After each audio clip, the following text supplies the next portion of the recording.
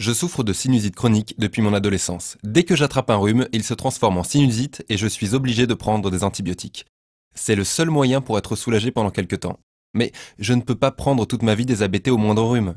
Y a-t-il d'autres solutions pour soigner mes sinusites? Bon, on va essayer de vous répondre, Martin. Alors déjà, pour ceux qui ne sont pas habitués à avoir des sinusites comme Martin, comment fait-on la différence entre un simple rhume et une sinusite? Alors un simple rhume, en fait, c'est ce qu'on appelle une rhinite. C'est le nez bouché avec des difficultés à respirer par le nez. Ensuite, il peut y avoir également des écoulements plus ou moins purulents, avec typiquement un petit peu de sécrétion en arrière de la gorge.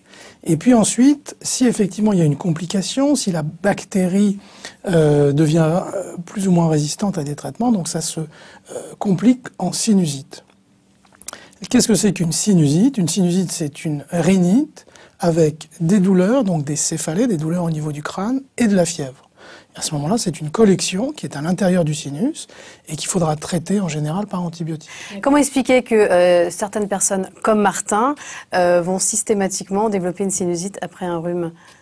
Alors, il peut y avoir deux choses. La première, c'est une complication médicale, c'est-à-dire que le germe est résistant aux antibiotiques qu'on lui donne, donc il faudra chercher si l'antibiotique est efficace contre le germe. La deuxième cause, c'est une cause locale, anatomique. Il peut y avoir des malformations, c'est-à-dire que les sinus sont mal aérés et donc il n'y a pas de drainage qui se passe. Et à ce moment-là, c'est le scanner qui va nous permettre de diagnostiquer une malformation qu'il faudra corriger par un traitement chirurgical. D'accord, donc dans le cas de Martin, rien n'est désespéré. Absolument. C'est-à-dire que s'il y a une malformation, on l'opère, et du coup, après, il sera soulagé, il ne sera plus obligé de prendre des antibiotiques. Tout à fait. Bon, bah, c'est plutôt une bonne nouvelle, Martin. Merci, docteur Aydan. Merci.